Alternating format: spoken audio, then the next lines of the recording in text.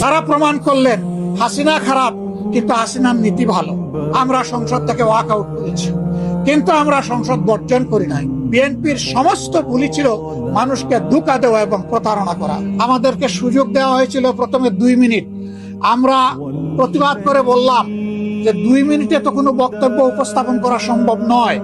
তখন স্পিকার মহোদয় প্রথম বক্তাকে 3 দফায় বাড়িয়ে 6 মিনিট দিলেন, যেটা ছিল আসলেই আমাদের উপর একটা কি বলবো, অবিচার। কথাটা বলা ঠিক হয় না, তবে সুবিচার হয়নি।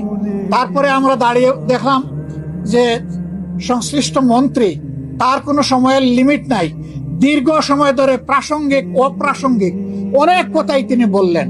আমরা তখন বললাম যে আমরা মাননীয় স্পিকারের কাছে আমরা সুবিচার আশা করি। একজনকে আনলিমিটেড টাইম পারমিট করা হচ্ছে, আর আরেকজনকে 2 মিনিট দেওয়া হচ্ছে। মাননীয় স্পিকার, আমরা প্রস্তাব দিচ্ছি উভয়কেই পর্যাপ্ত সময় দেওয়া হোক। হ্যাঁ, সময় বাড়ানো হয়েছে, কিন্তু বিরোধী দলের জন্য সময় বেঁধে দেওয়া হয়েছে। 10 মিনিটের বেশি কথা বলতে পারবেন না। মন্ত্রীরা যখন দাঁড়িয়েছেন তাদের জন্য সময়ের কোনো লিমিট ছিল না, তারা আনলিমিটেড কথা বলেছে। এইরকম ভারসাম্যহীন ভাবে আজকে আমাদেরকে দিনটা অতিক্রম করতে হয়েছে। আমরা জনস্বার্থে আমরা সুস্পষ্টভাবে আমাদের আপত্তি জানিয়েছি যে আমরা বিচার বিভাগকে স্বাধীন হিসাবে দেখতে চাই। এরপরে বিচারক নিয়োগের ক্ষেত্রে কথা এসেছে, তারাই যুক্তি দিতে গিয়ে প্রমাণ করেছেন যে অতীতে দলীয় বিবেচনায় যে সমস্ত বিচারপতিদেরকে নিয়োগ করা হয়েছিল তাদের হাতেই বিচারপতি খায়রুল হকের জন্ম হয়েছে, বিচারপতি মানিকের জন্ম হয়েছে, এবং শপথবদ্ধ রাজনীতিবিদ জনাব এনায়েত রহিমের জন্ম হয়েছে। তারা এটা স্বীকার করেছেন। আমরা সেই জায়গাটাই ফোকাস করেছিলাম যে বিচার বিভাগের নিয়োগ যদি নির্বাহী বিভাগের কর্তৃত্বের ভিতরে থাকে, তাহলে বিচার বিভাগে এই ধরনের দুর্ঘটনা ঘটতেই থাকবে এবং জনগণ ন্যায় বিচার থেকে বঞ্চিত হবেন। কাজেই আমরা চাই না যে এখানে নির্বাহী বিভাগের কোনো কর্তৃত্ব থাকুক।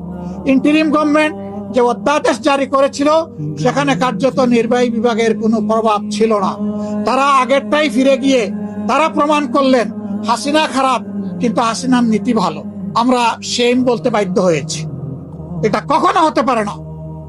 যে পদ্ধতি ফ্যাসিবাদের জন্ম দিয়েছিল সেই পদ্ধতি আবার বাংলাদেশের বিচার ব্যবস্থায় ফিরে আসুক, এটা আমরা কামনা করি না, এটা আমরা চাই না। এখানেও আমরা আমাদের তীব্র প্রতিবাদ রেকর্ড করেছি। শুধুমাত্র টু-থার্ড মেজরিটির বলে পাশ করা হয়েছে, তারই প্রতিবাদ জানিয়ে, নিন্দা জানিয়ে আমরা সংসদ থেকে ওয়াক আউট করেছি, কিন্তু আমরা সংসদ বর্জন করি নাই। আমরা যাব, জনগণের হয়ে কথা বলবো, জনগণের স্বার্থের পক্ষে অবস্থান অক্ষুণ্ণ রাখবো। জনগণের স্বার্থের বিপক্ষে কিছু হলে আমাদের কণ্ঠ আবারও গর্জন করে উঠবে।